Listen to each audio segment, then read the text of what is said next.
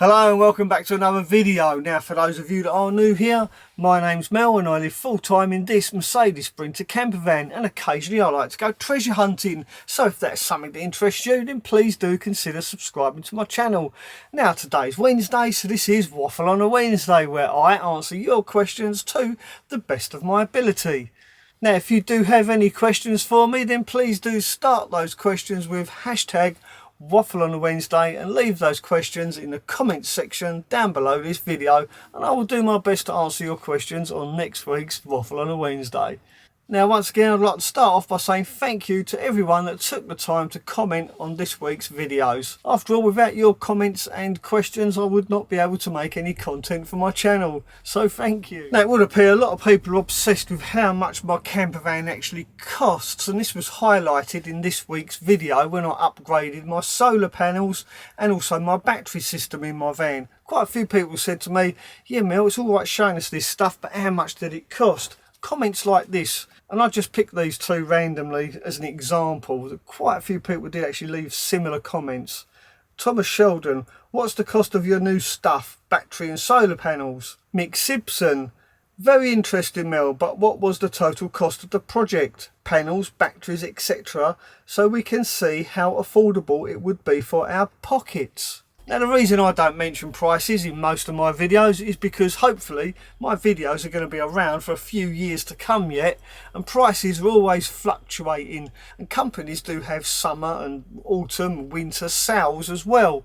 So the prices are always changing. For instance, the Bluetti AC200 Max that I featured in my last video, when that first came out it was a tad over £2,000, and at the moment, because Bluetti are having a sale, so I think it's a tad under £1,800, £1,799 I think it is right now. At the moment they're having a spring sale, and that's why in most of my videos I will always say, if you're interested in any of the products you've seen in this video, I'll put a link in the description of this video purely for your convenience. And I do mean that, I'd put that link there for your convenience. And if you click on any of my links, it will normally take you either to Amazon or directly to the company's website, where you can see an up-to-date price of all their products, including any sales or promotions that are taking place at that current moment in time. And if you click on the link that takes you to my Amazon storefront, you will find just about everything in there that I use in my camper van, with once again up-to-date prices. And the great thing about this system is, not only does it help you, it also helps me as well, because most of the links that I put in the description of my videos are actually affiliated links, which means although it doesn't cost you any extra money, I do actually make a small commission for sending you to that website. So it helps you and it helps me. It's a win-win situation. And I have to say thank you to everyone that uses my Amazon storefront, because it really does go a long way to support my channel. So thank you. Hashtag Waffle on a Wednesday. Hi Mel, love the channel. Quickish question. We love a quick question. Don't know about a quickish question though. I've nearly finished my van, a Nissan NV200. Nice vans. And hoping to go for a little tour around Northern Europe in the summer. My question is, have you ever taken any of your van conversions on a trip abroad? Where have you been, and do you have any tips or advice? And that comes from Cheeky Monkey. Well, Cheeky Monkey, yes, I have been abroad. I've been to Europe in my old VW T2, or bay window as some people like to call them. I've also been a lot further afield as well, but we'll come to that in the next question. But to answer the second part of your question, I think the best advice anyone could give you is to check your insurance and make sure you've got breakdown recovery cover as well. You can never have too much insurance. And I'm assuming you live in the UK and you drive on the left hand side of the road. Well, in Europe they drive on the right hand side of the road, and it can be a little bit daunting at first, especially at roundabouts, because when you come up to a roundabout you have to go around the roundabout the wrong way. So what I always tend to do is, when I get off the ferry or get off the train, is to follow a local. I just pick somebody with a foreign number plate and I simply follow them till I get accustomed to driving on the wrong side of the road. I know it sounds a little bit sketchy, but that's just what I do. I just follow a local until I get my head round driving on the wrong side of the road. But the most important thing you need to do is simply relax and enjoy yourself and enjoy the experience. And I hope you do. Good luck, and thanks for the great question. Now, John Tarbox asks a similar question to Cheeky Monkey. Hashtag waffle on a Wednesday. Have you ever travelled or wanted to travel in a van in the USA or Canada? Well, John, it just so happens that my very first experience of driving a motorhome was in fact in Florida when I booked a fly drive holiday. I thought it would be a good idea to go to Florida and hire a motorhome and just drive around, visit Disney World, the Epcot Centre, all them sort of places. Went down to the Everglades and also went down to Key West, even though they said to me I shouldn't really go to Key West because the motorhomes are too big for down there.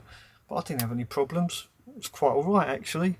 But anyway, that holiday is the holiday that changed my life forever, because as soon as I got back from that holiday I was hooked. I wanted a motorhome.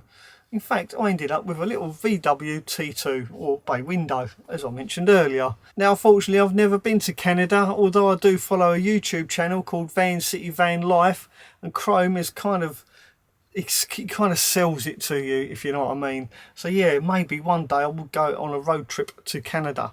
That would be something quite epic as well. Thanks for the great question. Now, living the dream, building the dream, would like to know if I would recommend underslung gas tank or a gas bottle in the van. Do you think gas it will be around much longer, as LPG is getting hard to find?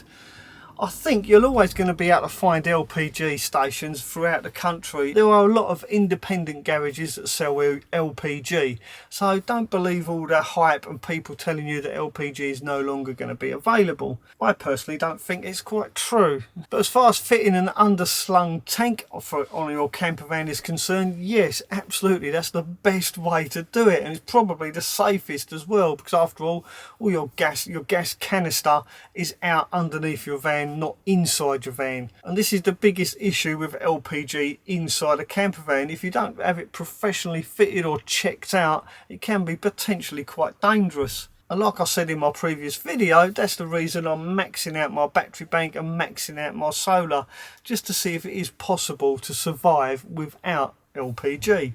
I'm not saying you shouldn't have LPG in your van, I'm just saying that I personally want to try and move away from it. Not because it's hard to get, because it's not. There's actually a garage just up the road from where I am right now, about 5 minutes, and they sell LPG. And 10 minutes the other way, there's also a camping store. They sell barbecues and stuff like that, and they sell LPG as well at the pump. So no, I really don't believe that LPG is going to be phased out completely. So if you're looking to fit LPG in your van, I see no reason why you shouldn't. But if you can afford it, then definitely fit an underslung tank, for the reasons I mentioned earlier. Thanks for the great question. Now, Dan Hart is worried about damp, mould and hidden rust. Has anyone torn out their camper vans in the summer months to address this issue?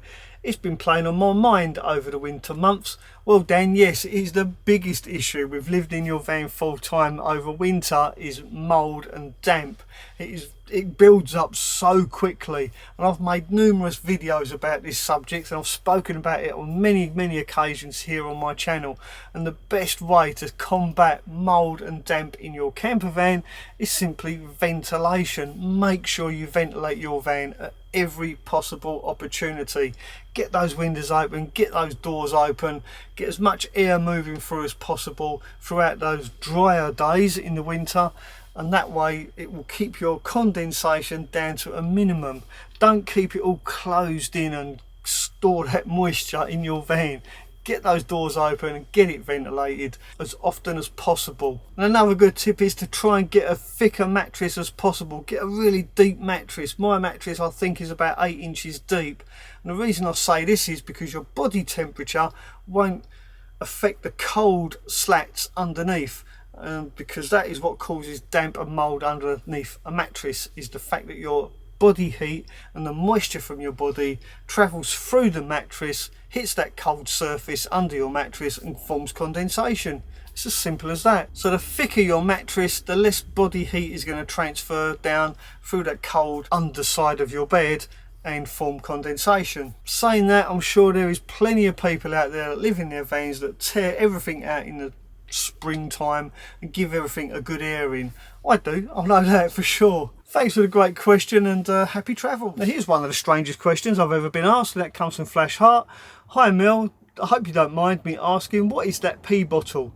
Is it homemade or did you buy it like that? Also, great information vids. Cheers. Well, my pee bottle is simply a sports drink. It just says hydrate on the side of it. I got this off of Amazon. Actually, no, Rebecca brought this for me off of Amazon. And it's lasted really well. It does what it's supposed to do. It's a nice big bottle. It's got a nice big round neck, which is quite useful, I must admit. And I do actually manage to fill this most nights, and in the morning I simply empty it. Can't believe I'm talking about my pee bottle. But if you're interested in where I got the pee bottle, I'll leave a link in the description of this video purely for your convenience. Thanks for the great question, and I hope you enjoy. Now Dave would like to know, hi Mel, can you tell me what body filler you use? I have a Sprinter too and I need to touch up a couple of spots.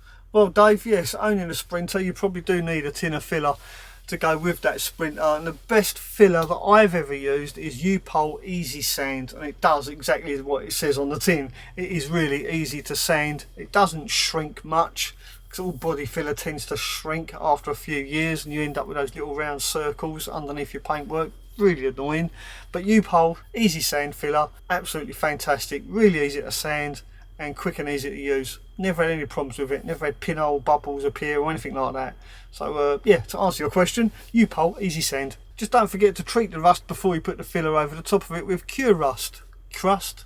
Or is it Kurust? Anyway, once again, I'll put a link in the description of this video purely for your convenience. Thanks for the great question and good luck with your Sprinter. Hashtag waffle on a Wednesday. What charge controller do you need for solar panels?